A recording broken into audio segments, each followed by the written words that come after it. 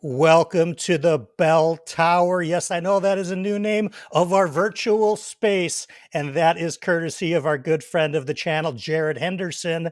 Tonight, we have an all new episode of For Whom the Bell Tolls. And wouldn't you know it, our guest is the queen of the clipboard herself, the one and only Madison Goodyear. We're going to welcome her, but first, I got to thank everybody who's joining us live. I have to thank all of you who are watching us on replay. If you're watching on replay, you know what to do. Down in the comments, hashtag team replay. So I know when you're watching, I know where you're watching. And good news for some of you out in kind of the European side of things, or even on the Asia side of things, I've made some arrangements with a certain booktuber who's based out of Berlin that we're going to be doing a For Whom the Bell Tolls together very, very soon. What I'd like to know in the comments, though, is would you prefer them to be on a weeknight, kind of about 7, 8 o'clock your time, or would you rather have them be on like a Saturday morning, my time, sort of like mid-afternoon your time? Leave that in the comments. But beyond all of that, I have to welcome our very special guest. She is somebody that I have watched for several years on BookTube. She's been on break for a while. I am elated that she decided to join me here tonight. And if everybody would virtually welcome with me, Madison Goodyear to the stream. Madison, it is Hi. awesome to have you here. Are you well tonight? I'm I'm well. Everything's well, but I'm mostly I'm just so excited to be here. Not in any type of cliche way. I've been looking forward to this for weeks now, and I'm just genuinely excited to be chatting with you because we chat a lot, but we were talking before the stream. We've never actually vocally with our sounds talked to each Yes. other before. Yes, I can So it's good to actually meet you, speak Brian. speak sounds and I make noises. We Um, know. we'll talk about how Madison and I communicate in a second. But of course, I want to welcome everybody who's participating in a chat. You truly are the life of this stream. Derry, I can't be there live. I've got one to start too. Oh, Derry, I didn't mean to go up on your stream like that, but I will watch your It's a stream good one. It's later, with Derry. Jimmy, so we got to go watch it. Oh my gosh, we got it absolutely. Sarah Beth, welcome back. The good doctor and Quiluminati member, Dr. Philip Chase. Hello, all. Our good friend Stepan, all the way from Croatia. Nice. And hi, Brian and Madison. It's good to see you. You have been missed. I think that's Oh, going to thank be you. a very common sentiment here tonight. Oh, A good friend and patron of the channel, Elaine, is here. This guy, he's hey bother. I think he meant to say hey brother, are you sure? but I don't, given the source, I This is it's the guy that got John. me hooked on Station 11. So, It's John. So John. I'm giving John the benefit of the doubt that it meant brother, but if it's bother, I'll understand it. Darko is here. Hey folks, good to see you, Darko. And Philip knows a certain booktuber from Berlin. You sure do. Hmm. Some of the noises might even be words. Doug is with us tonight. Now, we talk about lit RPG on the channel, folks. If you get into the comments on my lit RPG content, you want to talk to Doug. This guy knows more about it than I do. Ryan is here. Talking story can't type. I think you have a son for Fat that. fingers. Scott is here saying Mads with a Brother from big another heart. mother. I swear to God, it's like I think of Scott every night in bed, and no, not weird like that, folks. I watch Gotham chess every night in bed, learning how to get He better at is a chess. chest And I pro. and I asked Scott, what do you recommend on BookTube to get better at chess? And he recommended Gotham chess. So yes, bald BookTuber, you are thought of in the comforts of Bell I Manor. think of Scott a lot too, but not. Yeah, but not there. Hello from the UK. Hey Sam. Britain's here, also an Oklahoma resident. We Yeah. have Ryan is Boomer here. Sooner. And yes. All right. Well, we have gotten through most of the chat. We're saying hi to people. And folks, like I said, chat, you guys are the life of the stream. If there's things you want to know, put them in the chat. Madison is not able to really see the comments just due to her filming setup, but that's Right. all going to be changed very soon. So if you've got questions that are burning in the back of your mind or at the forefront of your mind, throw them in the comments and I'll see if I can get to them where it makes sense. So the queen of the clipboard has arrived. I feel terrible now that I didn't even bring my clip. Oh, I Well, see it. Man, if I have to get up and stretch my legs here in a minute, I do see it. Then you should It grab the does feel clip. so natural to hold it. I'm a pillow person. I'm a lap pillow person, and Yeah, so I do kind of wish that I had something, and a clipboard could seal the deal. I think so. Slay, hello, back to you. Hey, Slay. One of my favorite patrons. One of our, if you guys take a look at the Patreon, our top tier does a. We do a phone call once a month, just a one-on-one call with me, and Slay and I have done a couple of them, and it's awesome. What a great dude! I love it. And Aaron is here catching a live stream. Hello, yes, another patron. Tell you, you guys are so cool with the Patreon. So the queen of the clipboard is here, Madison. Now I know some of these questions you'll have been asked before, but certainly not in the last 11 months. Right? So It's been a minute. it's been a hot second, folks, since she's It been on, has. and she's gone through all kinds of stuff. We'll get into a little bit about that tonight. But before we get into that, what I would like to know for the new people who are watching, what started your love of books, and what kind of brought you into this fantasy genre of all genres within Right. books? Yeah, So, I mean, the quick easy answer is that my mom was an avid reader. Like all her life, nose buried in the book. In fact, she used to take us to the library and we put this wagon in the back of our minivan so that she could take an entire wagon in to get all of our books. oh And my she would gosh, come out with these massive Stephen King, Michael Crichton, we're talking early mid 90s here. sure, And she'd come back with this huge stack of books and she would read them all in 2 weeks. And I think she must have just stayed up all night just because reading. she would read these thick, fat books in 2 days. And and it was just watching her read was just so influential. But she also read out loud to us, probably how I got hooked on audiobooks, if I'm being honest. She Yes, did you all the are an voices and audiobooker for everything. sure. I'm an audiobooker. Yeah, Um, and then really I read casually most of my childhood, and I'm old enough now though that when I say childhood I do mean my teenage years as well. sure. And then when I went off to college and had to read for not fun, that happened to me. And then I really did immediately get married and start having babies, and I just didn't have that space in my life for a long time, and I just didn't read for fun anymore. And I kind of started reading what's the word I'm looking for? Not self-help books, but Kind of like personal like is development books. personal development, inspirational kind of Yeah, things, but still like 3, 4 a year. sure. And then I really wanted to. What really got me back into reading was I finally started watching Game of Thrones, and I got caught up. And it was between seasons 5 and 6 that I was just like fiending for more Game of Thrones. And my brother was like, there are books. And I was like, well, I don't really read. But then I got the audiobooks, which was funny to start with those terrible Roy Yeah, DeFries audiobooks. But I did. But the funny thing is I didn't really go ham with Game of Thrones. I read book one, which Game of Thrones book one is my favorite book of all time. I've read it the most on repeat. I think it's a perfect book. There's no bad chapters. So that did get me hooked, but I quickly hopped off of Game of Thrones because I was just like, I love Lord of the Rings from when I was a kid. I love Chronicles of Narnia. I sure. read, your basics, but I didn't just like them. I loved them. Like I'm 38 years old. Yeah, I was made for Harry Potter. I was raised on right. Harry You were Potter. the age of, I'm the target audience for yeah, I was the target audience for both Harry Potter and then shortly after Twilight. So I come by it honestly, but it clicked in my head after I read Game of Thrones. I was like, wait a second, there's like way, way, way, way, way more of this out there, and I already know I like it. So I yeah. think what I read next was I read the Witcher books, the first Okay, four, okay. and then it was Joe Abercrombie, Yep. then it was the Wheel of Time, Okay. and then that's it. How long did it take you to read The Wheel of Time? I read the Wheel of Time in 12 and a half weeks. That's impressive. 3 months. Yeah. I mean, Yeah. I did it in months and I thought I was hustling through it. But yeah, I think when you sit down to read, you do it. But Yeah. you did audio though as well, right? I did strictly audio, Oh my gosh. and it was a very immersive experience for me. My sister had been living with us for almost 2 years, and Okay. she moved out, and I Okay. was just wildly lonely. I was incredibly lonely.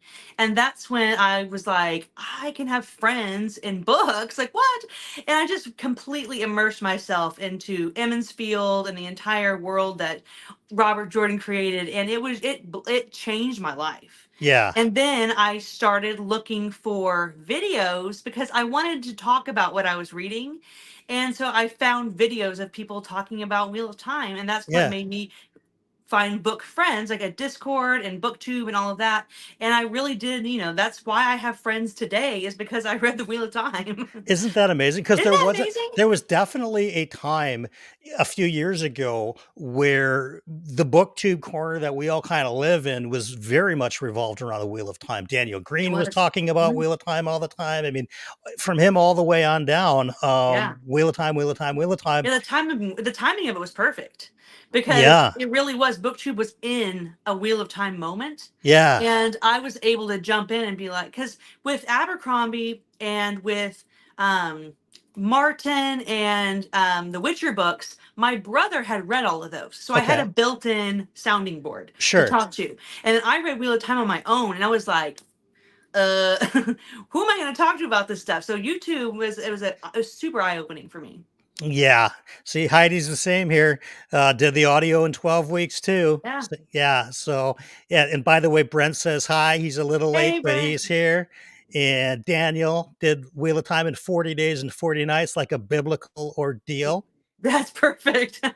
Kind of is, you know. I mean, I've said this before. If you've seen this stream back in 2021, when I had all kinds of time on my hands, I was trying to figure out what big series I was going to read, and it Yeah. was going to be Heads Wheel of Time and Tails Malazan, and it came up Wheel of Time, and so I Phew. just did that, right? But it could have gone a totally different way for me. But I do remember Right. when I put that last Wheel of Time book down, I was like, all right, it's going to be at least 2 or 3 years before I pick up Malazan because that It's a journey, huge commitment. yeah, it's just, but you feel like just kind of like you were on that gigantic Yeah, journey the whole time. And the thought of taking another journey like that seemed very daunting and my I brain know. wasn't ready for it. So, Yeah. And every now and then I get the itch. And you can ask Brent in the comments. We yeah, both do. We're like, ooh, I kind of want to read Wheel of Time again. And yeah, then we're like, nah. But we supplement our Wheel of Time cravings with Tad Williams. And sure. it's not that they're the same, because I don't want anyone to be like quoting me like Madison Right. said that. No. It is, but it's traditional fantasy. It's epic in scope. It Hmm. has they're very similar storytelling styles, and I love traditional fantasy. I can't do it all the time. I don't want to do it Right. all the time. But when I want it, I want Yeah. one of the greats. And it's hard to emulate something so epic and wonderful. And I think that's why Ryan Cahill is so cool. Is because it's the first time I've seen someone modern try to emulate traditional fantasy and like Hmm. nail it. Nail it. Absolutely. Yeah. I love it. I'm current with it. I I know. need to read. I have two short stories left to read, or novellas, I guess. Sure. But I'm kind of saving them, honestly, because I know that I'm going to want to get myself back in the mood for the next The big chonker one. he puts out. Yeah, I mean, these Yeah. things are See these just cubes? I'm waiting for the doorstops. day that one of Ryan Cahill's books just takes a whole cube on its own. Yeah. Because I it's mean, that I good. have to tell you, like, I love The Bound and the Broken. I've loved it really from the beginning, even though, yeah, I did kind of feel like, you know, the first book was a little adjacent to Wheel of Time. Halfway through the first book, I was still kind of mid on it. But the second Yeah, half of the first book and yeah, on has yeah. sold me.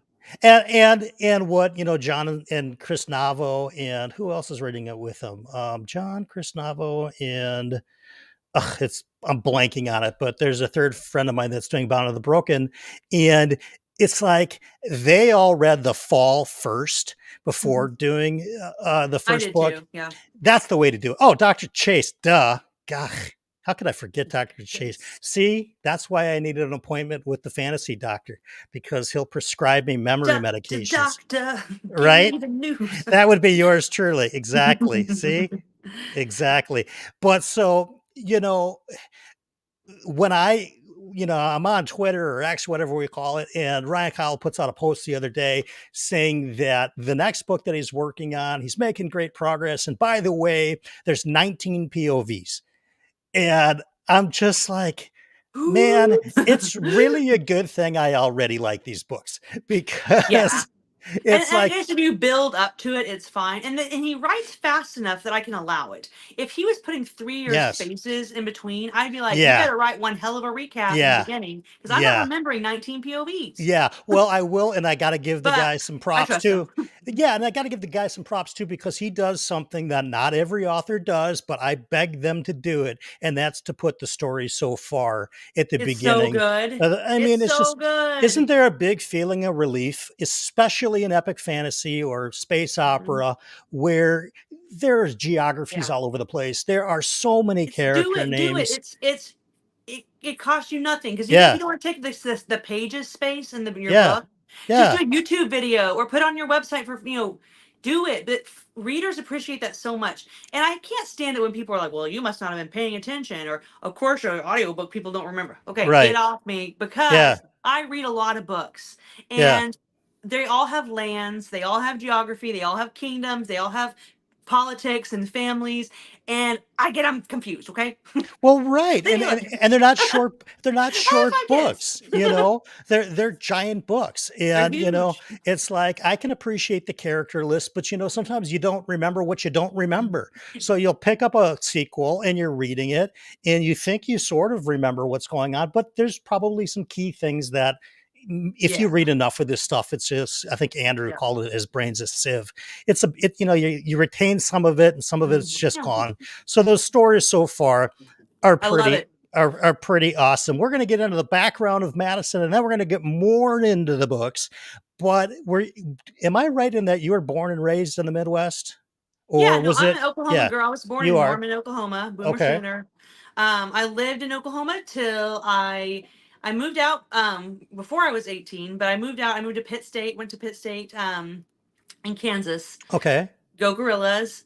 And then I got married super young. I How old was were you when you got married? 23, which so Yeah, I you're went my sister's age. Yeah, I went to a very small private Christian school, and I was an old maid when I got married At by that standard. 23. So Yeah, many of my friends got married at 18, and you know what? They're all still married. God bless them. um, but yeah, I got married when I was 23, and I had my first kid when I was 25. So yeah, but yeah. I've been all over the Midwest. We've been Oklahoma, Kansas, and Missouri, and now we're back in Oklahoma. I tell you, I think that you and my sister are peas in a pod because when I was going back and people that watch this know when I have a guest on this show, I'll go back and watch all their old stuff, not their most recent video. I'll go watch their first video, their second, third videos. You're a real one, Brian. I am doing the homework that I can afford to do for this, as Alan puts it, public access TV show that I've got here. It is. But one of the things that you guys have so much in common is a knowledge and a desire to share your knowledge of things of the natural world, be it essential oils or gemstones or crystals. And my sister's made a business out of that for a long time. So That's great. I just feel like, yeah, you guys are peas in a pod when it That's comes to awesome.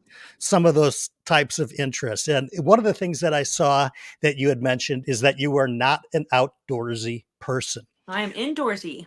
You are indoorsy, and educate me because when I hear Oklahoma, I Mhm. think about, these wide open spaces and this outdoor kind of old-timey living. Tell me where I'm completely stereotyping Oklahoma. I mean, it is that way. I mean, so Oklahoma's beautiful. Where I live is I live in Washington County, but the neighboring county is Osage County, which is rolling mountain, right?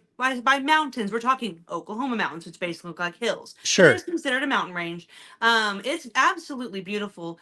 Frank Phillips is kind of the founding person of Bartlesville. And you may have heard of him because of just Phillips Petroleum, okay? Phillips Okay, sure. Petroleum Yeah, is yeah, yeah. worldwide.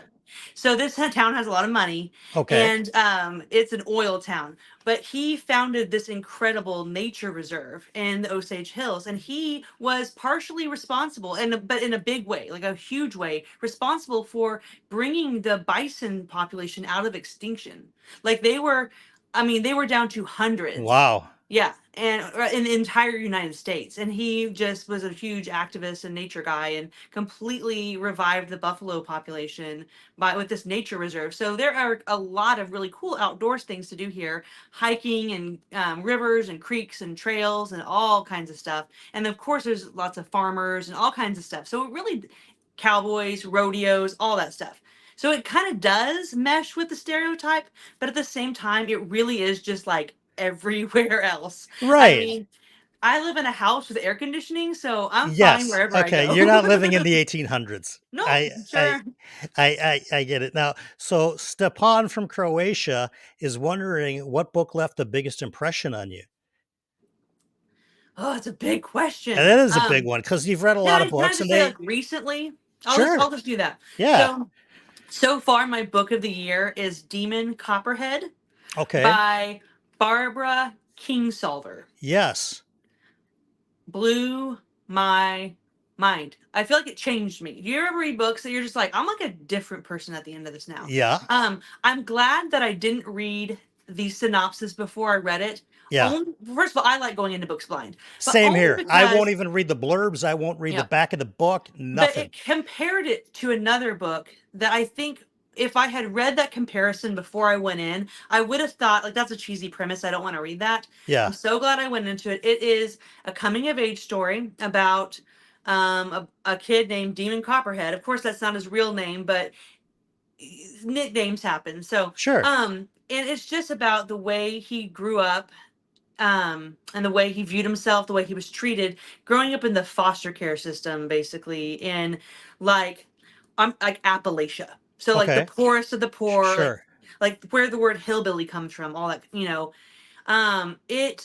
it's so strange because it is a depressing book, but I want to recommend it to people because it's also very, very wholesome, and it ends on a beautiful, perfect note. And even though it's depressing, because it's not depressing, it's sad. It's a Yeah, sad book, but it never feels so heavy that it made me feel like it like was you a want, drag to read right? You it. want to It put it was, down.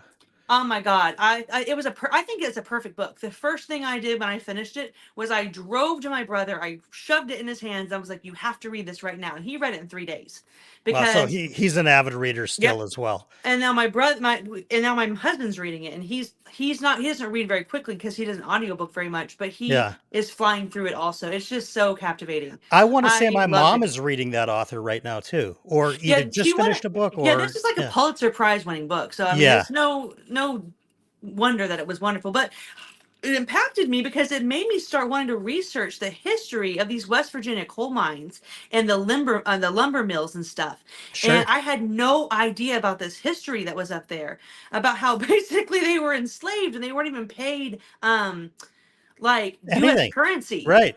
They were Yeah, paid like miners' currency. And then when the US government disappeared, these people were left with generations of no education, no hmm money. And like we wonder why it's like the poverty pit of the United States right, because, generational. So sure. this book blew me away. So biggest of recommendations. And Well, the audio was fire. So read it. it's amazing to me that so many of these books, and I don't know what year that book was published, but it's Yeah. funny how some of these older books come around on BookTube and they're like everybody's books of the year, right? Like so That's Lonesome funny. Dove for me was my Right. book of the year. Same, This same. this this year Shogun is in first place. This book came out when I was 5 years old, back in the 1800s. So Yeah, I'm yeah, gonna look. I think Demon Copperhead may have come out in like 2017 or something. okay, But so it's a what I like though relatively new is so book. I was Okay. talking to Brent about this actually. So I love a coming of age tale. But doesn't it seem like most of these coming of age tales they take place in the golden era of like the 50s and 60s, like boomers when they were hmm kids. Okay, which I love. Like, take me back. Like, it feels nostalgic to me, even though I have no personal point of reference. I love Right. it. But most coming of age stories feel like they're written in that era. But this is written when I was a kid. Like, I think this kid is a year or two older or younger than me in the book. Really? So it's very current to what's It's going like on and he's a the kid in like the aftermath late of all of 90s, that. early 2000s. Is when he's. Interesting. Mhm. And I was blown away by it. Interesting. Yeah, I mean, how did you come across that book? I mean, I know that there's been other people on BookTube that have talked about it. Was it a BookTube recommendation No, it's or funny. It's a dead mom recommendation. Um, my mom had about 500 books that I had to offload and sell and get rid of. I kept, of course, as many as I wanted, but Sure. most of the books that we both liked, I already own. So Yeah. I kind of cherry picked some, but I already have more books than I actually have space for. So I sold most of her books or Okay. gave them away. Like there's a ton of free little libraries around here, so I went through and just like stocked them up. Offload, It was sure. so fun. Was Um, that is that just kind of fun like when you think about when you were a kid and your mom would bring, the cart into the library and take the books yes. out. No, it was a Now you're blast. sort of like paying it forward Yeah, backwards my to the friend library. Laura got me a big rubber stamp and I put in all of the books and it said it was lovingly donated from the Library of Jennifer Hamilton. And I loved going through and just surprising people with these because she had a gorgeous, gorgeous library. So anyway, this was a book of hers, and I sold it in a lot of 6 books. There's a really active auction site on a local Facebook group here. And so I auctioned them off, and a friend of mine bought them.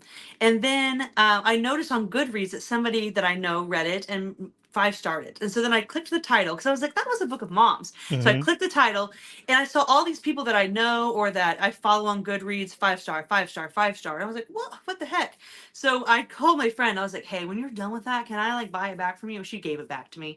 Cool. Um, but I was just, and I got like irritated at my mom. I was like, "Why did you read this and not recommend it to me? That's so rude." Yeah. So it was a Oh. book of my mom's that I sold and then took back. Well, maybe she thought it would be depressing. I don't know. Maybe I so, mean, but like I said, I don't want to. I hate to tag that order because it wasn't oppressive. It was just a sad freaking life that this kid had dealt to yeah. him. It's well, since you brought it up, I think maybe it might be a reasonable question, if you can share a little bit about where you've been for the last Yeah, year. I mean, the video yeah, Madison did was in June of last year on her own channel.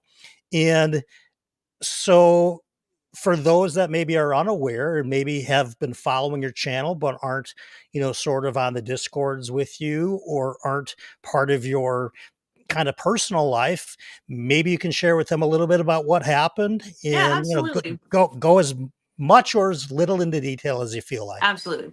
So, like I mentioned, we were in Missouri. We've been Oklahoma, Kansas, and Missouri. We lived in Missouri for the last 10 years. And my mom, um, she had a stroke, or what we thought was a stroke, in Hmm. April of last year. And it turned out that she didn't have a stroke. She had a brain tumor, and it was presenting like a stroke that was very mysterious. So she had an incident in April, and already it was like high alert. It's like, okay, Sure. like something major has happened, and I don't think anything's really ever going to be the same again. We just all had that like kind of feeling. It was almost like peace, if that makes sense. It was just like, okay, like something really big is about to happen, and I don't think Hmm. it's going to be the same ever again. So in April, she had her first health incident. In May, we found out that it was indeed a tumor. Um, and in May, she had the tumor removed also. And it was Okay. crazy from the initial brain scan to the brain scan right before her surgery was 3 weeks. And it went from the size of a nickel to the size of an orange. Jeez. Yes, she had a grade 4 glioblastoma, which Oh my is gosh. it is terminal, it's Yeah. fatal, and it's the second most deadly cancer somebody can get. So that Oh, obviously was bad news. So in May she had it removed. In June we got the pathology back that confirmed that it was indeed cancer because there's always a chance it's a benign tumor. It's right. un it's not super common the way it was Yeah. presenting, but we know, of course, we were hopeful. In June, we found out it was indeed cancer. In July, she started chemo. We were going to do palliative care for as long as possible because we really thought, with all of our research, what her doctors were saying, we really thought we could get another good year out of it, honestly, by Hmm. keeping the tumor shrunk because it had been surgically removed, keeping the little fingers at bay with radiation. We really thought we could get another year. But in July, we started the chemo, and um, in August, she went on hospice because she Yeah. got really bad pneumonia. And, you have no immune Right. system when you're doing Right. chemotherapy. So she Right. got pneumonia, and then in September, she passed away. My gosh. Yep. So Well, from April to September, it was just, my life was 100% about not just taking care of my mom, but spending as much time with her as possible. Sure, Yeah. sure. So in May, when she had the tumor removed, we were in Florida on vacation. And the timing, it was just like ironically terrible from then on out. Like everything happened like on a holiday Oh or on my a gosh. long. Yeah. Yeah. So I flew back from Florida to be with her. And my family, they thankfully finished out their vacation and had a good Hmm. time. But when they got back um, to Missouri. We tried to finish out the baseball season. I was driving back and forth a lot. But Sure. in July, we moved our whole family down to Oklahoma and we moved into my mom's house to take care of her. And that was a nightmare. Like, I hate to be dramatic, but that was the Yeah. darkest period of my life Yeah. because, I mean, I'm somebody that's very used to having a routine and my own space. And of course, so are all of my kids. Right. And something I didn't mention that was kind of a big deal is my mom in 2020 adopted two young children. So my mom was a foster parent for a long, long time, and she in 2018 fostered a little boy named Vincent that she just fell in love with, and she was just like, "He's mine, he's ours, he's our Hmm. family." And we finalized his adoption in 2020, and then his biological mom had another baby, and mom adopted him at birth, and he was born in 2020. And Wow. so when mom passed, my husband and I adopted those two kids. So we went Wow. from living in Missouri, like having a life that was very like all of my family lives here in this town. All Hmm. of my family. And we kind of had our own thing going. Like we lived in Right. Missouri. We saw each other a lot. Like my family is incredibly close in a good way. Um but we came here, they came there. We were separate and we kind of liked it that way. Yeah. And we went from Hey, my live parents live in California half the year. I mean, yeah.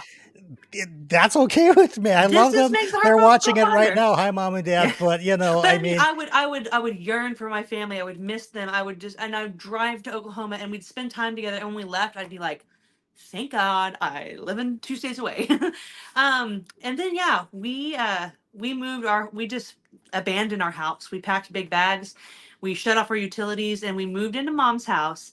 And it was, I mean, she lived in a house that was perfect for a single woman and two small children. hmm, And then my brother and his kids, they rented the basically the next door house. sure. But they had codependent is often given a negative connotation, but all my siblings and my mom were extremely tribal. We'll put it that way. They all relied on each other, but in the way you should rely on family, you know? Hmm. Like so it was a massive upside down, like, Your whole life flipped on its especially ear. the age I'm getting, people's parents die, and that's something that you expect, and it's natural.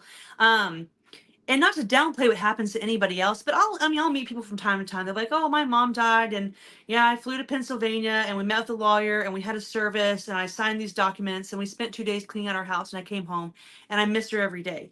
And again, not to downplay that, Hmm. because grief is grief and loss is loss. Um, my mom dying affected every aspect of my Oh, life. yeah. I'm I went from having 3 kids to having five. Like Yeah. my life that I knew was just white. It was like a dry erase board, gone. Yeah.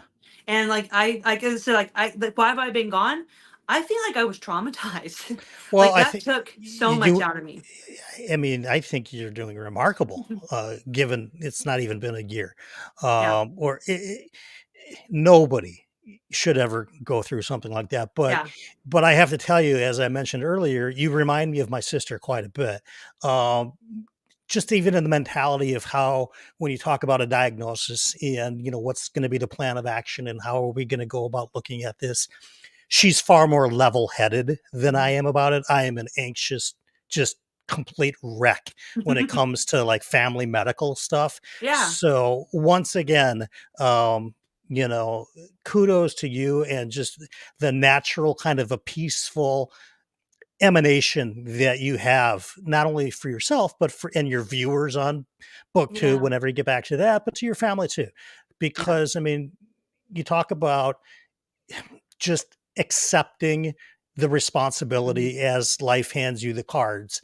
Yeah. And I mean, and it's like people joke and laugh about the phrase "it is what it is," but like I yeah, clung to that because it's like what I have in front of me right now, that's what it is. It doesn't Yeah. matter about yesterday. It really doesn't even matter about tomorrow. But like Yeah. living in that present moment, it is what it is. And sometimes it sucks. Right. I But like mean, you just have to like lean in and be like, this is what it is right now. And it's not what I would have picked. And I mean it's hard, but at the same time, like we've grown and we've gained so much. And of course I want my mom back, but at the mhm, same time, like I don't know that I would necessarily go back to that person that I left in Missouri in June of sure. 2023. I don't know. Sure. One thing that I'll definitely share with you is that when you go back and watch this, if you go back and watch this, and I hope you do, I've been I highlight will. I'm I obsessed with myself. I've been highlighting a lot of comments Good. and just Thank people you that guys. really care the world about you and for you. So I wanted to make sure that I highlighted them all up. So when you go back and watch it, because you're I'll not able to pause see and it on watch your them. I phone, will. And it's the thing and is you like can see it because there's means a lot something. of Like people thank you guys. Yeah. that are just really on Team Madison, and they not I'll only draw cry. well, That's they okay. I don't. cry all the time now. Like That literally 50 times a day. So don't even worry I about have me. cried one time in my adult life. That's it. Dude, One time. I you're am gonna like, explode someday. oh, most definitely. It'll be It's inevitable. by then they'll have like holograms in the But I get it because institution and honestly, Brian, yeah. before all this happened, like I'm not a very vulnerable person. Like Hmm. I know that about myself. And I'm not a crier. Like I Yeah. don't like doing it. Because I don't like being vulnerable. And I probably cried once a year, maybe. And for a Yeah. girl, I feel like that's pretty good. Yeah, I think But so. now I'm like, just forget about it. These things are open 24/7. See, Hey, Matt. Matt is saying, hopefully when I pop, it'll be on live stream. Can you Call me imagine? Matt. Total Brian breakdown on the, hey, if it gets viewers, you know me, you guys, I'll push the Patreon and I'll, ball if that's what, yeah, the next level of the Patreon involves, getting a live stream with me crying. That would be, that, I, I don't think so. I feel So like if you didn't cry at the very end of Assassin's Fate, like I don't know if you can. You I might did, have paralyzed ducks. Probably. I was talking about that with Philip not that long ago, and he was talking about, he did, I think he did, but has Rick Thunder cried? I mean, That's the benefit of having personas I, is you can be I, like Brian doesn't cry. maybe he does. I mean, there's a You're lot of like hot. only It's you hard probably to have a determine. persona that cries, and his It's name is probably like Whiny Boo Boo or something. You're like, right I'm gonna go somewhere. put. Yeah, somewhere that I don't remember. But has Rick Thunder cried? Philip, it's difficult to tell if it's tears or if it is hot tub water. So, and that is a fact, And by that the is way. fact. But yeah, and you guys are so funny too because kind of like a backstage type of thing that you guys don't know is that Madison helps me workshop a lot of the creative ideas that I get for the channel. I will send her a message and I'll say like, "Hey, I'm thinking about doing a character called Rick Thunder.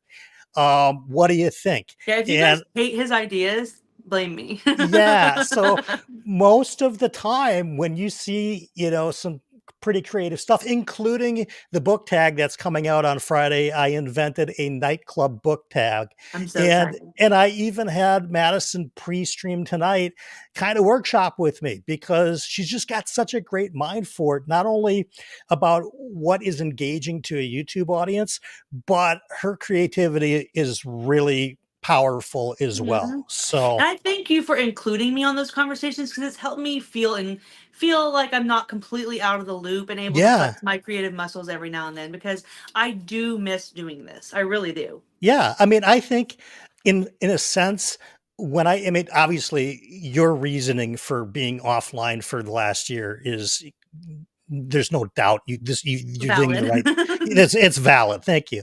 It's a good word. Tori taught me that word. It's valid.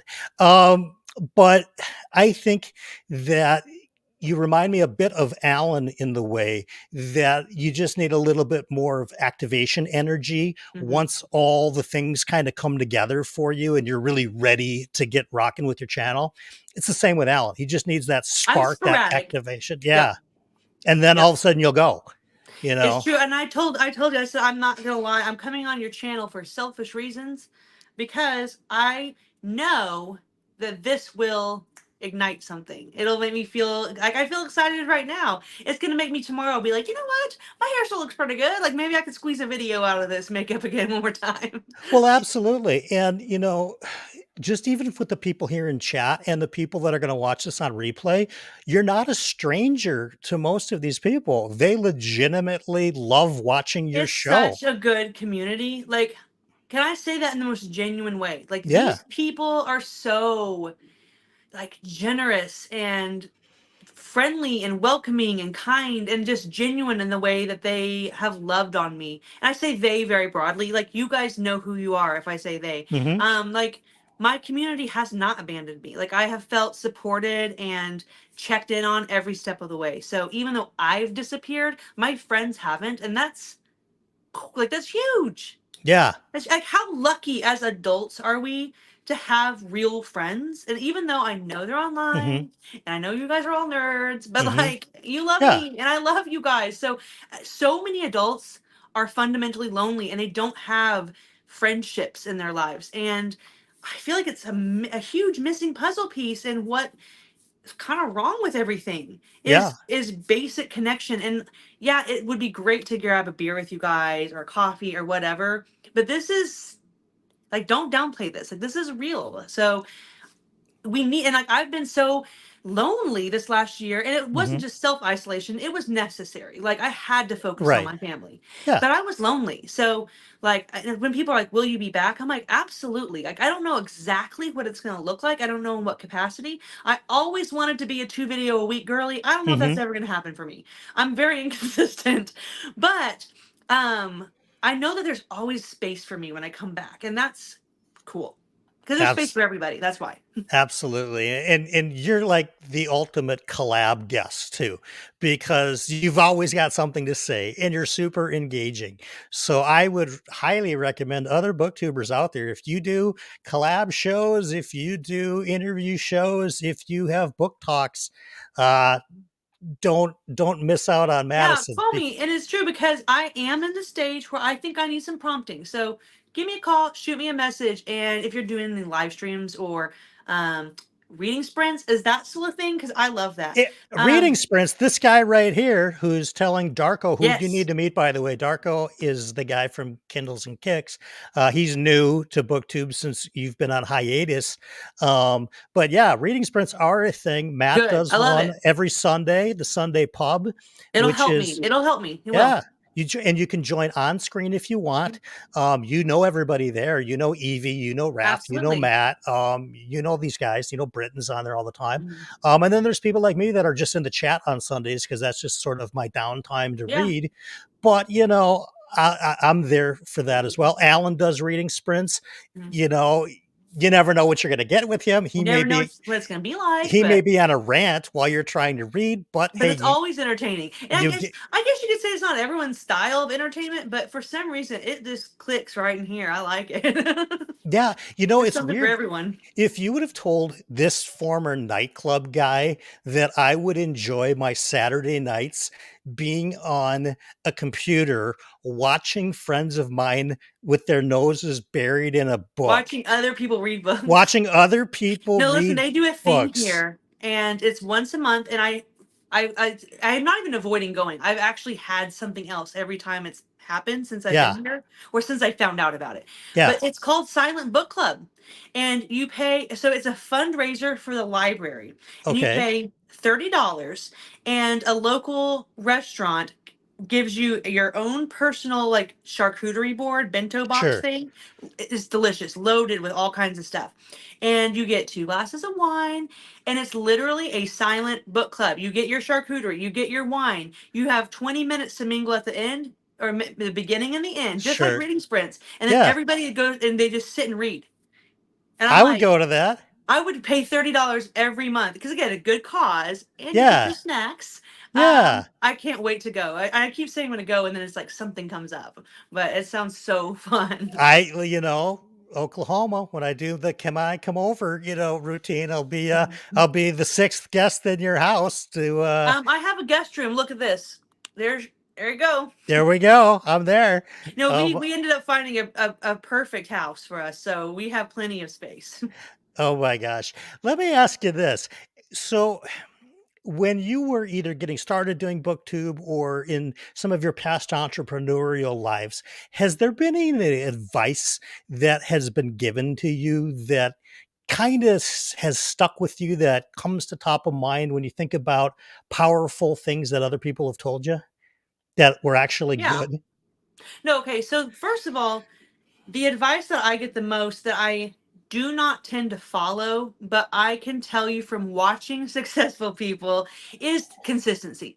Like if you want to do something on YouTube or with a business or with social media or with marketing, period, it's consistency. So I'm not here to preach that because Hmm. I don't practice it on YouTube, but like you mentioned, like I've had other businesses that were Right. wildly successful, and that is the only way to make it work is consistency. And consistency doesn't even mean working all the time or working a lot. It means consistency. But personally, I would say, you know what? People want to know about things that make you really, really excited.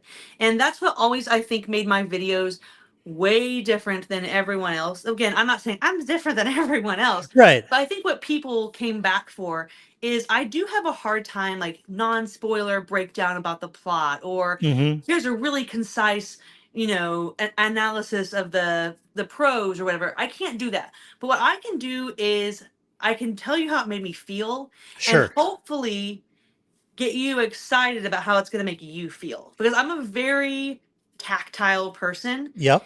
and I'm like I have a hard time putting into words what made it good, but let me tell you about what it made me feel. And Right. I think it's when whether it's with whether you're selling something or because that is kind of what you're doing with YouTube is you're selling books, but you're really selling yourself. Hmm. And people don't really want to know about the book. They just want to know why you liked it and how it made you feel. Because if I feel like if you're just trying to go through point by point in the plot and not spoil it for people, like let them read it themselves. Sure. Let them go into it blind. But man, let me tell you how this book made me feel, and that gets people really excited. I feel like. And I think that you have such a natural charisma that emanates through the camera to the screen that people get that energy. And Well, thank like you. you, I have felt in many ways very similarly in that my strength is not the analytical breakdown of theme Mhm. and plot and Yeah, that's where character. conversation Eh, comes in, though, You know, because I yes. feel like I can think about those things in a natural Hmm. conversation like where we do like live stream or talking about realm of the elders or Right. whatever, but when it comes to me just talking to this rectangle in front of me and being like this is why this book is good, it always Right. felt scripted, it always felt robotic. But when Sure. I didn't have any, I have a clipboard, but what you guys don't know is there's nothing on that clipboard really. But shh, don't give May them the secrets maybe a yet. couple bullet points Yeah. because I'm like that doesn't work for me. The videos that I can tell you which videos I was trying to follow the script, they're not very good. And the ones that I felt like, man, I nailed that. Like that was awesome. I felt like I was really getting my point across about what I felt. Those are Right. the ones that always had the highest views. So, Isn't that interesting? isn't That that interesting? even though they're getting the views even before they're watching, your energy, because you would think it would be like something like watch time or whatever, Hmm. but just in somehow through the packaging of the thumbnail or the title or whatever you've done, people are clicking on. But there's a But lot of creeps out there who just really have a thing for purple hair too. So, it doesn't, hey folks, you know and me. I'm like, cool, If I click have to account. go purple hair, we're doing it. I want to say a huge hello to a friend, Jared. He's been just what a what a just a my community of people that I just literally love to death. I call them dudes. It's he's a doctor of philosophy. He's probably not called a dude very much, He's like, but thanks, dude. he's a dude. He's a dude. Just the best kind of dude, and he's helped me with this channel. Really, he doesn't need to, and I'm very grateful and very That's thankful for awesome. it. And by the way, if you want to, Jared, you're getting a plug, by the way, because I want people see you. See, there you go. My wife always calls me a dude. I'm going to plug Jared's Substack. Go to Jared Henderson on YouTube and check out his Substack. I signed up and I love the newsletter. And Nice. one of the things that I try to do is that when I want to get better at something, I try to surround myself with people that have those skills and abilities Yeah. already to try to make my learning curve a little bit less and Hmm. easier. And when I read Jared his writings, I feel like I'm getting smarter. When I And watch, that's such a great mentality. I'm yeah, sorry to interrupt, but like people who are passionate about something, they want to teach people about it. They want to yeah, talk about it. They want to share yeah, it.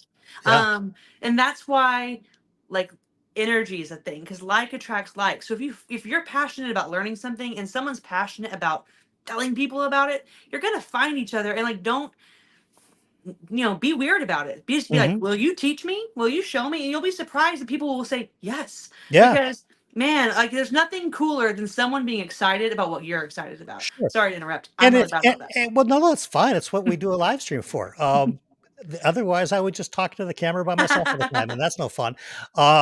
But similar to what I just mentioned about Jared's writings, I will say the same thing about Philip and AP's new series that they have going on that I really strongly recommend, especially you booktubers out there or people that are aspiring to be booktubers, to watch their Wait, new series on analyzing stories because these guys don't have to do this. They both know how to analyze stories. They don't need to teach us this. You would pay money to go to a class like that, and yeah, it's I would. it's it's it's excellent. So I if love that's those, why I love listening to those guys talk yeah, because I'm so in the moment when yeah, I read or when I listen. I'm so in the moment yeah, that I feel it yeah, and I'm like, I experience it like I'm literally there. And then sometimes people are like, well, what were the themes? And like, I'm like, oh, I know they were there, and I was experiencing them with. And that's not to say I don't ever look back on what I read and think about it, because man, I do. Books that live in your head, but these guys, like, they have such a skill set that's it's hmm, nothing like anything I can do, and that's right, why there's room for everybody is because I could watch 10 different videos on one book hmm. and then not only come out on the end better for it because I learned so much more about it, but no 10 videos going to be the same. They're not going to say the same things. It's awesome. That's totally right. And one of the things that you had just mentioned is if you ask people, to give you a hand or to teach you what they're doing, not only are they in this community in particular more than willing to do so, I think you'd be surprised that some of those very same people are learning stuff from you, even though it might not seem that way. Because nobody is a master of all skills. And Madison Goodyear has some skills that even some of the brilliant people that I just mentioned in the last 10 minutes don't have. And so I think that it is a two-way street and people will, look at this. We have a fangirl squeal for Philip Chase. He's very popular. He has Um, lots. but so I think that it is a two-way street in learning and in that I would encourage people that take Madison's advice there. Don't think that you're just taking from somebody else when you ask them for advice or help or whatever. Chances are you can probably help them too. And it's always a good idea to say, hey, if there's anything that I'm doing that I can help you back with, Yes. definitely let me know because you Yeah. don't know. I mean, sometimes the people that we think are the smartest people in the world have their own insecurities, and it We might be all something. do. Yeah, it might be something Yeah. we handled 10 years ago. That a couple of correct things here and there, you know, can make all the difference. That is correct, Brian. We all learn from each other. That is Philip Chase. We love him. Let me ask you another question. Yeah. So we talked about memorable moments a little bit earlier when you were actively on your channel. Were there Hmm. some memorable moments or a milestone that comes to mind for you in a video creation or in a creative process of thinking of a video? There's something clicked for you that just all of a sudden made sense. Does anything come right to mind? It's okay if it doesn't, but I ask this Yeah, question a I lot would to say, people. yeah. I don't think anything really comes to mind. That's a boring answer. Not It's so really. strange. I'll give you the opposite answer. I do struggle with book reviews, which is a hilarious, like, everyone's right now, their face looks like a question mark. I'm like, what do you Yeah. mean? Like, why do you make videos? Yeah. I make a lot of generalized videos where I feel like I'm talking about nothing. But I do struggle. And I think it's because I probably just get nervous that I know it's not going to be what most people are looking for when they click on a book review. Like, in my mind, Tell me I about that. Why is I that? What? assume that most people, when they're clicking on a book review, they're wanting something that's more of a synopsis, maybe more of a non-spoiler, breakdown, and maybe more of a, I'm not good at giving a blurb. Mhm. Like I said, I don't read the backs of books for a Right. reason. And so I don't feel like I need to tell you that. Mhm. Like, I'm going to tell you the basics about what it was about, what the setting was like. I'm going to talk a lot about how it made me feel when I was reading it. I'm going to tell you if there's dogs in it. I'm going to tell you, I'm Yeah. going to tell you the things that draw me to a book, but I'm not going to give you more information than I would want if I hadn't read it. And I know that I'm not most people. I think people want to vet their books so thoroughly that they go Mhm. in like partially spoiled. I'm not about that. And so I assume that maybe what I put out isn't what everybody's searching for when they're like looking for a book review.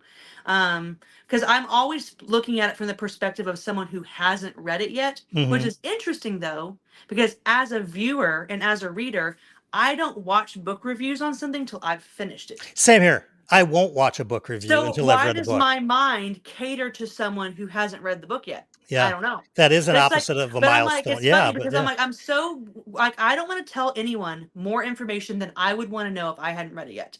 And I want to know very little if I'm being honest, because Yeah. it's so easy for me to get preconceived notions about things and be like, well, that sounds dumb. I wouldn't like Yeah. that. And it pisses me off when because those are written by the publisher, they're not written by the Mhm. author, and sometimes they're kind of spoilery in a way that I'm like, okay, why did you put that there? Like, that happens 40% into the book, so Right.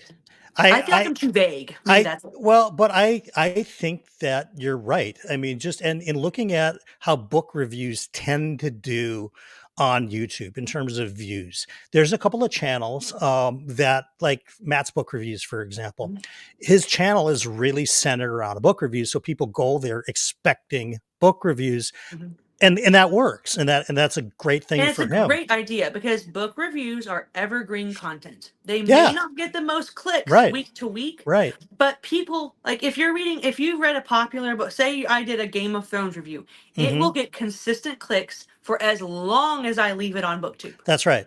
That's So, but absolutely right. I should make a lot of them. Like, I read anywhere from 6 to 10 books a month. I Yeah. should be making 6 to 10 book review videos a month. Yeah. Or who is it? Josh that bundles them up. Brilliant. I love him. Yeah. Oh, I he's should be doing that, but I don't like doing it that much. I don't know why. well, I mean, you could always try it. You could always say, okay, this is going to be the month of Madison, and I'm going to review every book that I read, and then That could be take, like a cool challenge. Be like, I'm not normally. You know what? That would be a kind of an interesting way to be like, I'm gonna be honest with you guys. I'm not comfortable with this, so I'm gonna practice on y'all. yeah, why not? I think that Chances are, by ve- the end, I'd be much more comfortable doing book reviews. it would be really interesting. I don't know that we'll ever get this metric to find out how many people were first time clickers on a video that you did that was just a book review. Mhm. I would imagine probably not many. I think you're more likely to get your first click on maybe some of the book tag videos that you've done or some of the more creative, conceptual types of things Yeah, than a any one particular book, unless that person specifically went out searching for that searching book. for that book. Mhm. Right. So I think when people click on your book reviews, they're there for you more than they are necessarily for the book. They're either there Sure. to find out, like, they already know that they align with your tastes. So they just want Mhm. to know whether you liked it or not. And that's kind of what you're Yeah. giving in your version of a book review. So they can say, yep, I align with her. That's what And there's happened with me. also not That's what, a go ahead. ton of women who review not girl books. Yeah. I mean, it is, I don't know and what else to call them. I guess romantic, because romanticy yeah. is a huge genre, and like, I'm glad it's there because there's a huge market for that to tap into. It's just not Yeah. what I read. Yeah. And there's not a lot of women. I mean, I feel like there's a lot of women who read, what are we gonna call it? Regular fantasy? I don't know. Contemporary Contemporary fantasy. fiction, or Yeah. yeah. So I do feel like there is. I'm like, I look around. I'm like, there's not a lot of women talking about not girl books. Well, right. I mean, but I think historically, now this has clearly changed, but historically, definitely science fiction was a male dominated Yes. readership for Mhm. a really, really long time. And maybe somewhat so in the world of fantasy, probably until things like the Lord of the Rings movies came out, or the Game of Thrones TV show Mhm. came out, or the Harry Potter books came out. And Which then, is why I love that stuff. And I think gatekeepers want to like, ugh, but it's like we opened up this whole world to like so many people. Anyway, keep going. yeah. Well, Heidi had a great question here, and I like to engage chat when I can. Can you tell us which fantasy books you've read this year? Maybe just one or two titles, Let's see what I can remember back from 5 minutes ago. right? So right now with Brent, we are reading The Last King of Austenard series by Tad Williams, Okay. which is the follow-up series to Memory, Sorrow, and Thorns. Somebody else is reading that too. I think I think Jimmy's reading it. He's blogging or vlogging it, I think. I Is that I right? he is. I am interrupting myself to correct Oh, myself. silence. The voice of wisdom has joined the chat. No, the readership was not male dominated. Okay, folks, I misspoke. I am deferring to my personal queen of wisdom, Janny Wirtz. Um, I have been duly corrected. Thank you very much.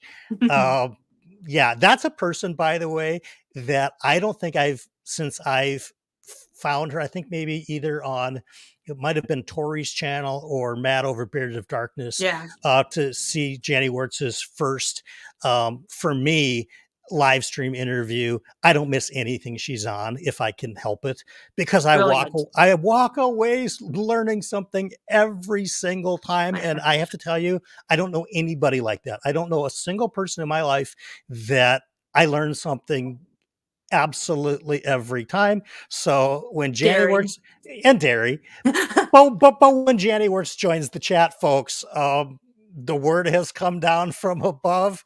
I take Humbled, it. yeah.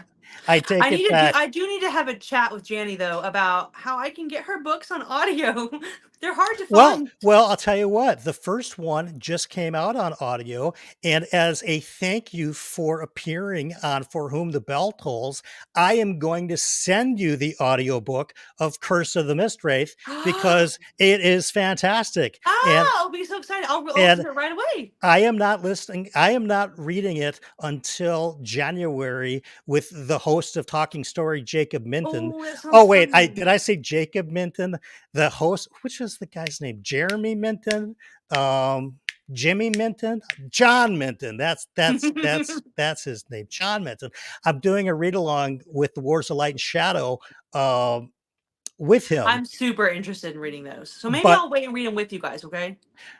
if you want to, you are more than welcome, but I will save an Audible credit for you, Thank you. just for that. And Janny says 8 titles are in audio, 2 standalones, 2 trilogies, and I 3 need to look from back. the It's series. probably a me problem. I was looking because I was looking for To Ride Hell's Chasm because that's what I wanted to read first, and I didn't Yeah, find it on Audible and I didn't find it on my library. But I'm sure there's other outlets that I'm just like not aware of.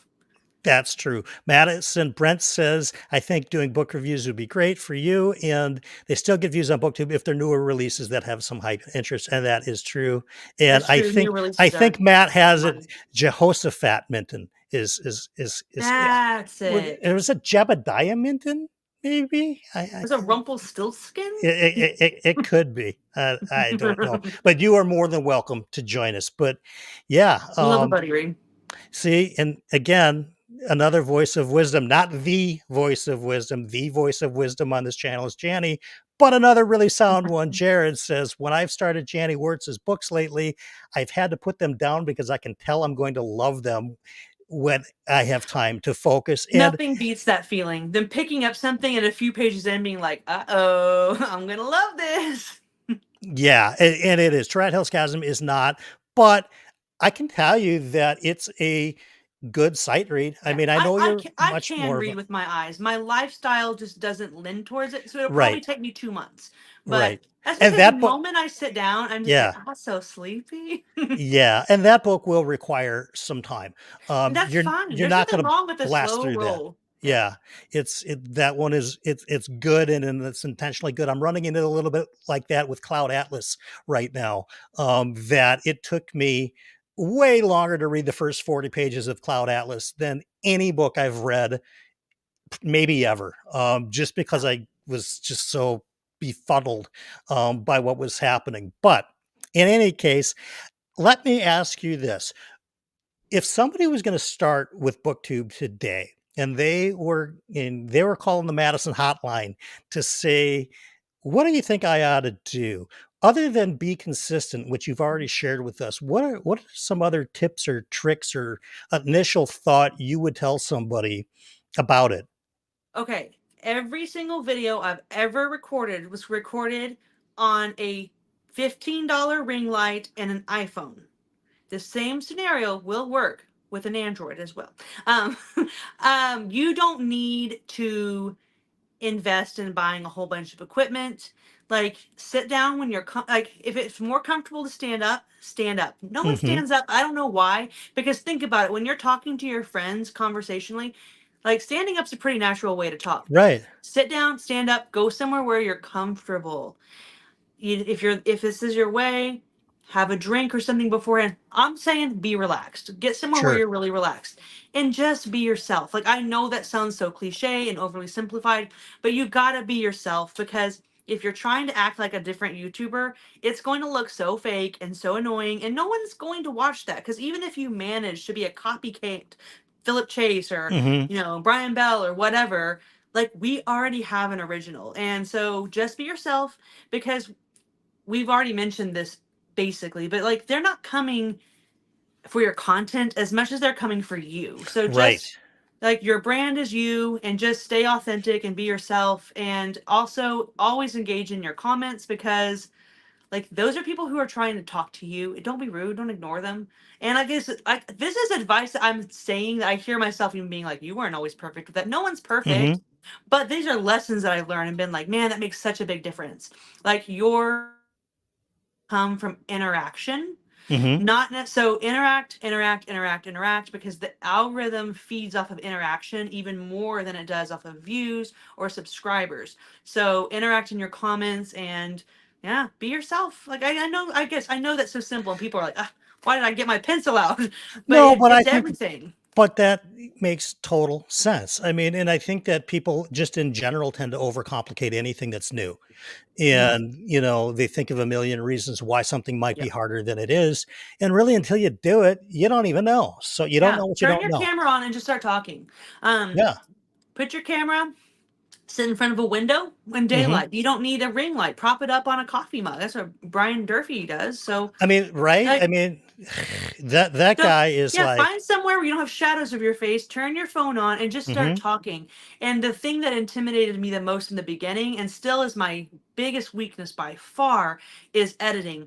But you can find an app on your phone that you don't even have to, like, put it on your computer, and like, you can do it all on your phone. I do every single little bit on my phone. So, do I wish that I had better skills, and will I push myself to grow and learn more about editing? Yes, like, that's a goal I have. Hmm. Same But here. don't let that stop you from making your first video, because like, my first video is so terrible, but like, I but watched it people, today. It but they wasn't came that back and bad. they watched more. It Like, wasn't it was that like, bad. people didn't say, "Oh, this is not high production value, I'm not watching more." They came back. So Uh, just turn it on and talk.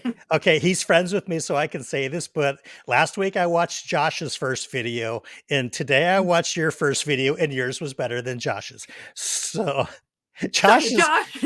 but Josh's was hilarious. I mean, he basically had no lights. It was like him with like a flashlight underneath his chin, like a ghost story in a Like, he was telling fire. a ghost story. Yeah, basically. And then he says, "Roll the intro," and he says, "Oh yeah, there is no intro because I don't even really have a channel I had yet." so much fun with Josh. We were fellow team captains for a readathon, at the Keymark Discord, and we had Yeah, let's talk about that. it was a blast. My team won, so, like, obviously, that's what made it fun for me. But Who else was a captain for that one? Because this it was was before I. Andrew. Yep. Yeah, it was Okay. Andrew and Josh. And then that's just so bad. There was another lady, but I'm not really familiar with her channel, and I can't remember her name. Somebody in the comments will know. But we Okay. had a ball together. Like we had so much fun. We met once a week to like duke it out over scores, and Hmm. Andy told us our scores live, and you know how we kept it pretty simple. It was fun because it was the first one we did at the Keymark Discord. Yeah. And so I kind of got to be involved in the process, and I like to think that I had a part to play in guys saying, guys, let's keep this so simple. Yeah. Let's make this to where people won't have to change their TBR to join it. Let's make the prompts vague. Let's make this more about the the fun of doing it together more than, because some of those readathons, man, like it's cutthroat. There's points for Right. everything, and I was like, I don't want to be a part of that. Like I'm not competitive. Like I know that's weird to some people, but I love to win, obviously. Yeah. But like I'm here for the experience. I'm here to have fun. So my team was called Pros Before Hoes, which is I love hilarious. it. Yes. And but everyone had clever, funny names, and we had it fun. I mean, me and Andrew, like we're wild. And you So just you rocked it out once. See, and that's how I ended up getting into my first readathon, was because your team had one, and Mhm. then they announced that they were going to do another one in April of, it was, gosh, was Yeah, it last because I year? was I on was, yeah. Tori's Beanie Barbarians. Yeah, so I basically I didn't know Tori at the time, but I saw that you had posted somewhere in that Discord, in the Keymark Discord, that you were going to be on Tori's team and you had requested it. And so I had no idea who Tori was, but I was like, well, What a if human! I love her. but if Madison's going to be on Tori's She team, must be all right. then I requested to be on Madison's team. And that's where I met this Beanie guy, Barbarian. Matt on Yes, books. And that's where I met Christopher Navo. And you were on we that had fun team. on that one too. Oh, we did. And it was like, it was so weird. And it was just, I had never thought reading could be a competition before, but I had a blast with it. Yeah, no, I love Um, that format. I would not be opposed to doing something like that again. Like that was a fun format. Absolutely. Oh, Matt's here. Matt, I don't know if you were here earlier, but I did give your channel a nice shout out. He did. Um, I did, but I got to tell you, oh, there he is. Beanie Barbarians forever. There he Yes. is. And then Oh, actually, if we fast forward a few months, Christopher Navo was a team captain, and I landed on his team by chance, and we won that one too. So I've been in two readathons. We've won winner, both of winner. them. So I guess that means it's me. It So must be. The it's math checks out. it the math, folks. We've done the math. We have Dr. Philip Chase and Jared Henderson in the chat. We have the minds behind this. They're like, hold on, I did not put my name on this. Exactly. And Janny, that combo of one team would be a battering ram. Fear them. Fear them. We are to be Correct. feared. Absolutely. Oh my gosh. Let me ask you, Philip, he doesn't do math. He is more of a humanitarian, a That's all humanities right. type of a guy. So, yeah.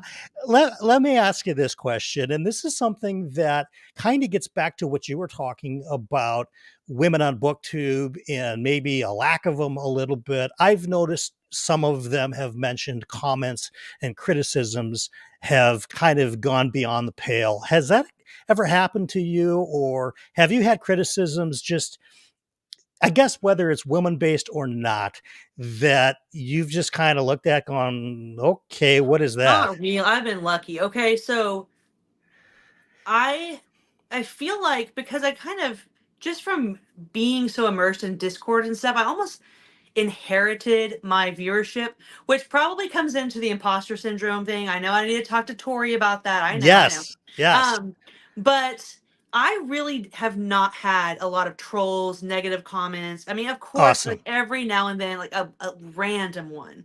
And like it really hurts my feelings. So please don't do that. But I mean, sometimes I get like creepers, you know, like dudes in my DMs, but even that, not nearly as bad as you might think. I feel like book readers are just more respectful than your average Joe. And Hmm. not that there can't be weirdos or jerks out there, because clearly there are, but at least what I attract, like I said, I'm an energy person, and I like to think that I attract people that like match my vibe to a point. And I really have been very fortunate to not receive a lot of negative feedback or comments or like weird comments that I had to show my husband or anything. That's good. John is just a semi troll. Don't worry about me. John's funny. Yeah. John's in the comments all the time. No, and that's the thing is like maybe some of it would offend more people, but like I was raised in a house with brothers, and I'm You're like I have used a to pretty it. like I'm definitely an 11-year-old boy inside. Like that's how I identify. Yeah. I think. I just my sense of humor is like pretty crass to begin with. I don't get offended easily, so maybe like I said, it hurts my feelings when people say things that are mean about me. But as far Yeah. as like saying things that might be offensive to some people, doesn't bother me. Water off a duck's back, as we call it up here in Minnesota. Do you think people have misconceptions about booktube or being a booktuber? I don't think so because I think not enough people outside of BookTube know what BookTube is to have conceptions or misconceptions Or about at it. all? I didn't know this niche existed till I jumped in. Yeah. And it was smaller when I jumped in. Like I Yeah. started paying attention to YouTube videos in 2019 and it's grown so much since then. Um, but misconceptions, I don't think so. And especially because like I've always tried to be so authentic that I've never been treated like anything other than just Madison who talks to Sure. her black triangle. Or And sorry, and has rectangle. My phone's a rectangle, not a yes, triangle. and has purple hair. So Mhm. you can't, lest we forget the purple hair. Yeah. You know, I wonder when it comes to like these misconceptions, or when it comes to the content creation, or just people that look at it, they don't, you're right, they almost don't have that sense of what question to even ask in the first place, Right. because you sort of Just don't one of the know. gang. But it gets back to, I think, what you talked about with staying authentic, and the importance of Mhm. connecting with the community in whichever way you do it, Yeah. whether it be on comments, or, and Jared had mentioned something earlier in the chat. For any of you who are wondering, Jared knows YouTube analytics really well, and Cool. what he was saying is that the the algorithm within YouTube, to at least Jared's understanding, it doesn't really matter how much a YouTuber comments back, but what it does do is it builds that community. So And they'll come back and comment again. right, and it gives you really kind of your home base on the platform, where, yeah, we all share in some regard some viewership, right? But there's a reason that everybody has a There's different crossover, right? right. There's a reason everybody has a different subscriber count, Mhm. because some people are subscribed to multiple channels of booktube friends of ours, and some just, for whatever reason, we may not be their cup of tea. Right. But I love the fact that in those comments, like Jared was talking about, that's where you really find out whose cup of tea you Yeah. are. Who's your homies? Yep. Who's Right. tuning in each week? Well, right. And Mhm. how to create content that is not just for you and not just for them, but a good blend. Because I Mhm. don't personally believe in making videos just for the sake of what the crowd demands, because Yeah. that's not Yeah. me. At the same time, I don't want to just do something to do it. If nobody is intrigued or likes it, there's no sense to hit the record button, right? I can just talk in a mirror. Right. So You know what really inspired me to make my first video is I get so lazy typing and I don't feel like my true voice gets across. Like I want to emote more than I can type in words. And I wanted to make a video explaining I was welcoming people to the first read along that I was hosting on a Discord. And I was like, I want to type all these things out, but I really want to say them. So I did type it yeah, all out and I pinned it in the group. But then I was like, I'm going to record a video because I want them to hear from me and I don't want to just say the things I want to say. Like, I want them to know that I'm excited about this and I'm happy. And then it kind of was like, you know what? Maybe I can make some more videos about things that I want to say, but I don't know exactly how to type it out. And I just really wanted, I'm a talker. well, You yeah. I probably mean, said it. like, I'm a it's talker. I love it when I'll get like an Instagram message from you, but it's just voice messaging, because this Because is sometimes like, I'm like, I was I going to already, tell Brian, but I got to like rebel yeah, this it. is like, I'm not going to type out, this, entire paragraph. Let me Well, just and rock this out on a voice note. so much is lost in text. Yes. The when it tone. comes to intention, tone, Yes. intention. And how many times have you found yourself in a situation where someone completely misunderstood you simply because they projected a tone onto your written Hmm. message? The words were the same either way, but they projected a different tone, and all of a sudden they think you're mad at them. They're worried. And really you're like, bro, like, let me send you a voice message, because if you heard me say it, Right. you wouldn't have thought that. And I think that's always what it was. Is in Discord I was typing and talking, and I was like, I don't feel like I'm really saying what I want to say. I need to talk it. Absolutely. And I Now think you can leave unless voice messages in Discord and there you go. Well, I think that unless you are a tremendous wordsmith and you can clearly communicate tonality to what you're saying, via the written word. yeah. Like For me, obviously books can do it. right, books can do But it. that's why authors are authors. Talented authors and writers have that skill set that they can Right. do that. And that's why But and people are, "Oh, would you ever write a book?" No. No. I'm not good at that. it's funny. I People have asked me that too, and I initially thought no, Mhm. because I just didn't think I had the grammar talent, Sure. the English composition That can be talent, hired out to a point. to do it. But then again, I've also read a lot of books that Mhm. sell very well, that are very beloved by a lot of people, They're that not perfect. they are far Yeah. from good when it comes to prose, but they're fun and people like them and they're Mhm. popcorn books and whatever. So, in some sense, I'm kind of a maybe on that question now, only because 6 months ago or 7 months ago when I started this channel, I said I would probably never do live streams. Like I would appear on somebody's channel, but I don't And ever now you do think, the best live streams on Booktube. oh, thank you. Yeah, I I said have what I said. I have to hats off They're to good every time, Brian. Yeah. I have to thank you. You're very kind. My preferences is over on the Fantasy Network. I think the Friday Night Delight Sure. It's is yeah, it's hard to beat. Yeah. he's pretty good at this thing called live streams. But to even be in the same conversation is pretty awesome. But to what I was suggesting or saying earlier, yeah, I if you had asked me even a year ago, would you write a book? And I think Tori asked me that a year ago. Would you ever think about writing a book? Because we were talking about the Bloodstones. Which, by the way, if you haven't read the Bloodstones, Oh, I read it. go buy the Um, Bloodstones. Yeah. yeah, I got the opportunity. I got to proof listen to the audio, and me and Andrew, we worked side by side. He'd send me a chapter and I'd send back notes, and then I read it again after I finished because it was kind of Hmm. choppy. I Guys, do it. It's so good. It's so good. I think about it all the time. Read the It's it Bloodstones.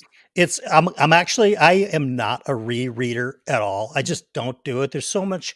I don't know if it's FOMO or if there's just something about me that wants to checklist off every book I can. When Yeah. I'm looking at my shelves and I see Jenny Wirtz's books that I haven't read yet or Stephen Erickson's books that Mhm. I haven't read yet, it doesn't really jive with me too much to go back and reread. However, that Yeah. said, when Tori's I'm a sec nostalgia junkie, so yeah, I go back. But go ahead. yeah. Well, when Tori's second book comes out, I'll be rereading the first one, Yeah. because I want to really immerse myself in that world again. And Mhm. I don't know It's exactly a when that cool book will come out. world. It does Yes. not feel recycled. And here's what she's so good at. She is so good at catching the reader up without ever info dumping. Hmm.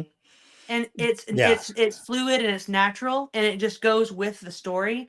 And I felt like I've been here before, but not because it felt recycled or reused, but because she so quickly built the world and made it feel real that it was believable and I was all in. I loved that book. I mean, I read Phased because honestly, she's a friend, Mhm. and I wanna read my friend's books when I get the opportunity. Yeah. I was surprised and pleasantly surprised, shockingly surprised how much I loved her YA Yeah. supernatural, And book. I don't I read didn't supernatural YA. And so Me I knew I neither. was in the target audience, but I was like, why do I like this? I read the whole thing. And then the first thing I did is I sent it to my friend's daughter, who's 14 and obsessed with paranormal YA, but they're Mhm. also very conservative about what she consumes. They don't want sex in their kids' books. They don't want, Right. disrespectful teenager. Like her book is such a solid recommendation for an actual YA reader. It's perfect. Yeah, I loved Phase. I mean, again, Phase is not what I typically pick up, but I was like, I'm not even pity reading this. I love it. No, well, right. I mean, and it's like, but I get where she's coming from and where other authors come from that are relative. Mhm. I'm not going to say new to the genre because Tori's been writing her whole life, but Yes. when I have her first book. I have it on hardcover. It's called A Mighty Stallion. She wrote it in fourth the grade. horses, The yeah, horse book. yeah, I I own mean, one. talk It's about signed. just just a weird spiritual connection that Tori must have with Janny because Tori doesn't know Janny when she's 14 years old, yet they have this equestrian passion that is, A kindred spirit. transcended. Thank you, they are kindred spirits. Um, what does Brent say? I always want to hook Brent up because I know that you're going to go back and watch comments, and I know you're Brent's friends. This is right up with chatting with nuts for me. Favorite Booktube streams. This is why because Brian does his research. Well, thank you, Yeah. Brent. Ah, you are very nice, and thank you, Slay. You guys are you're very cool. I want to ask you another question, and this has come up in one of the chat comments, and I think I forgot to put it down. But what has been both good and bad a surprising book for you that you weren't sure going in and you loved it, or that Okay. you were excited about it and were like meh? Yeah. So for the meh one, I'm gonna go with what I literally just finished today. Okay. Okay. I had very high hopes for this book because of who all I know who has five-starred it. I'm talking Alex, tall guy. I think Tori's a fan. Alan, Theo, my good friend. Okay, five Hmm. stars. And then people talk about it. They're like, there's not much plot. It's kind of slow. It's kind of boring. But the prose is amazing. And for some reason, it sucks you in. That sounds like my kind of book. I'm like, I like boring. I like slow. I like Yeah. people prose. I don't need plot.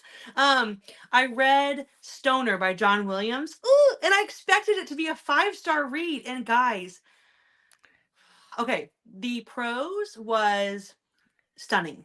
Like I found myself wanting to highlight many times. Hmm. It was so easy to read. That's why I didn't DNF it because it was just too easy. It was like butter. I enjoyed the prose, but it was the most uninteresting story I've ever read. I think it was Wow. an uninteresting story about an uninteresting man's uninteresting life, and again. It was described to me like that, and I was like, "Say less. I'll read it." Yeah. I I have to get you and Alan on a channel together. No, I don't want to break his heart. But Oh, I he can hold up for I himself. know Don't it worry. sounded, but to me, I was like, this sounds exactly like my cup of tea, and it just really wasn't. Yeah. Yeah. None of the main character was uninteresting, and so many of the surrounding characters were unlikable, but not in an unlikable way that's gripping. Because I can get on board with an unlikable character, but they have to be written in a way that's like gripping or something. But it was I gave it 3 stars on Goodreads. I'd probably give it 3.5 just because I can objectively appreciate the skill and the talent, but I didn't like it, and I feel like it was like when I hated Piranesi. I was like, I feel like the That, dumbest idiot see, on the block. that's where you and I totally misalign. Okay. Okay, So you and I I was just align like, on 90 to 95% of books, but that one, I didn't you and like I it. could not be I know, and farther people from were the like, "Well, truth. you probably just didn't get it," and I was like, "No, I get it. I just didn't like it." Philip says Stoner was not only an English professor, but he was a medievalist, the most boring sort of. I'm telling Yeah. you, these medievalist cons, conventions, get togethers, he's not told us the truth. When I get Philip back on For Whom the Bell Tolls, when that bell tolls for him in the bell tower, I'm going to get to the bottom of what's really going on at these medieval conferences because there's something. Well, it would Yeah. the story would take turns where you're like, okay, like the plot's about to thicken, and then it would just kind of like, and that happened, and it Yeah. was a bad thing, and I was like, but okay, I don't know. I think I went in with my expectations probably a little too high, and then I was underwhelmed, and I feel like I don't know. I hate disliking books because I don't think it's that I'm so easy. I'm not a five-star strumpet. I'm not it's not that I like everything. It's that my books are recommended to me by people who know what I like. And Hmm. so I don't read a lot of books I don't like because it's not that they're well vetted. Because I told you I don't like to read. I didn't like Piranesi. Yeah, I did. I'm sorry. Lost you a Hey, viewer. Jared, I loved it. It's a top of all time classic for me. So yeah. Maybe I Anyway, should read it yeah, again. I mean, it's a I one don't think setting so. read. So I don't think so okay. because I think that it's spoiled. Do you know what I Yeah. mean? That the whole point of Piranesi is to not. And by the way, thank you, Dr. Chase, for teaching me how to say Piranesi. Um, Piranesi. Okay. but I, I don't know. I mean, I think once the book is spoiled for you, you may get appreciation for the literary style. You Yeah. may like it And I didn't better. hate read it. Like I read the whole thing and I Right. was just like, okay, like that's about what I thought would happen. Yeah. Here's the thing. I do not tend to love idea driven books. Hmm. It's because I'm not Tori's like that too. I'm fueled by emotion. Like I've said that in this stream already. And so, like I said, that's why I'm never not reading a Robin Hobb book. Period. Hmm. I will be rereading Robin Hobb for the rest of my life. It's always my side chick. It's constantly going. Robin Hobb is my side chick. Can someone print me a shirt that says that, please? Robin I Hobb is will. my side chick. I'm always because those books are fueled by emotion, and like that's just and I just read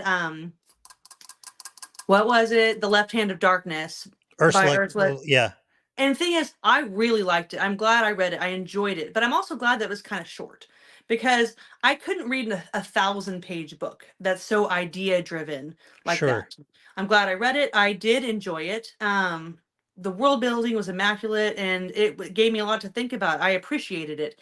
But that's not, I read to escape and I Hmm. read for immersion, and idea driven books just take up too much of my brain. And I want to gush. I am, and Absolutely. that's why I don't need plot. I am a character driven, dialogue driven reader. Chat, let me ask you a question real quick. Is my camera kind of stuttering a little bit? We're getting some weather Mm, here, and it feels like when I'm looking at it, it's a kind of little a bit. little bit choppy, which is okay because we're wrapping up pretty quick anyway. But if you could let me know in the chat if I've been kind of if my screen's stuttering a little bit. Yeah, I'm hearing like the crazy weather's going outside. So, and we've been going for an hour and a half, Yeah. which I've promised Madison we would probably keep it to. But I want to go over like just a couple quick other things Mhm. real quick, and we'll move on. But so looking ahead, when I hear you talk about the books that you just talked about, whether it be Stoner for one that you didn't love so much, or some of the other ones Tad like Williams. Yeah. yeah, Tad Williams, Barbara Kingslayer, where you are just gushing over the quality. What I get from you is such booktube emanation. How do you think you can use just this last hour and a half to get you back on doing videos? Because I have to tell you, these people, they may say they're here for me. I know better than that. They're here for you. Um, what can you take some of this energy that when you talk about those books, I felt it coming right through the screen. I Can hope you so. figure out how to get this moving for you again? Because not only do the people want it, not only do I selfishly want it, but I think it'll do marvels for you as well. I Because think you're right. it puts you in a happy place. No, I think you're right. I feel like I will benefit from this dopamine high for days. Awesome. Um, the smartest thing I could do is when we sign off is to stay in my seat and push play and record a video Do it. before I go back in my world with the kids and everything. That's what I should do. But I think I would love, like I said earlier, I know I'm inviting myself over to people's houses, but invite me on your live streams that are casual. Invite me on your what's it called, reading sprints and stuff like that, Yes. because that's an easy yes. And I don't feel like there's so much pressure to edit or do my Hmm. hair and that kind of stuff. Like I'm more likely to jump on and just be casual in those types of situations. And I think feeling the fun and feeling the welcome and feeling people, I mean, we're selfish. Like people, we do this because we want a reaction. And if Yeah. anyone says anything different, like you're wrong. Like it may not be your driving force. It may not be Hmm. your number one reason, but we do it because we want the validation. We want people to interact with us. And like that's something that I've had to admit to myself. So I think yeah, I think just showing up more will help. And I would love to start making videos again. I would love that. I think that that would be something that we would all like. So, for any of you that maybe are unaware of Madison's channel, it is linked in the description.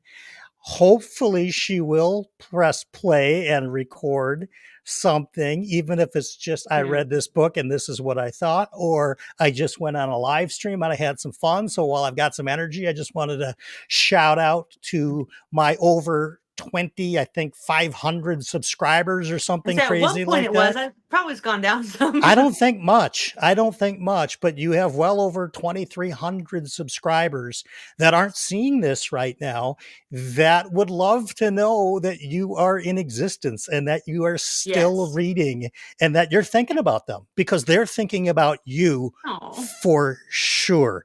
Look, I mean, there's you're just fantastic. There's little more that I can say about that. Folks, I if appreciate you and Brian consistently followed up with me, and we had an earlier date, and I had to flake out on that, and he immediately was like, "Let's do another one." And I appreciate you hounding me, not hounding me, but keeping me accountable and bringing me back, digging me up from the grave, because I think this was really good for my just general well being. I do. Yeah, I mean, that's just something that I try to do to people that have, had an impact on me Hmm. because you have had an impact on me. And there's other people that are in the chat tonight that I've watched, hundreds of videos from that when I became a booktuber, my first messaging to them, whether it be on, DMs or X or Discord or whatever, is, hey, let me help you in the ways that you think I might be able to. And Hmm. so when I looked at sort of where you were in time and space, my first question was, is Madison sort of emotionally back in business, to Hmm. do these because you've Yeah. obviously gone through something When pretty you put yourself terrible. in the position of a caretaker for that long, I Yeah. could see myself losing my personality, Yeah. my individuality. And remember what I said in the beginning, it is what it is. Like that's who I needed to be. But that's not who I wanted to be.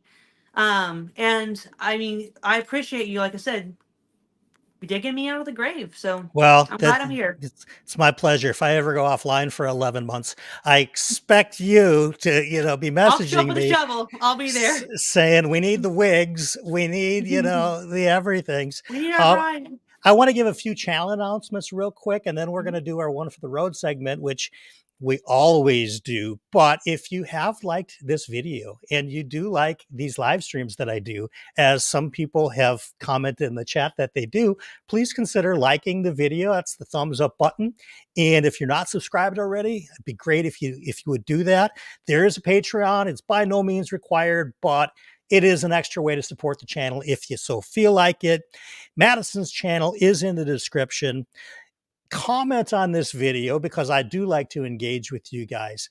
But most importantly, we always do a one for the road at every episode of Belltube. Oh, and before I even get to that, by the way, I can't remember if I mentioned this or not. I did earlier. If you missed it, this week I've invented the nightclub book tag.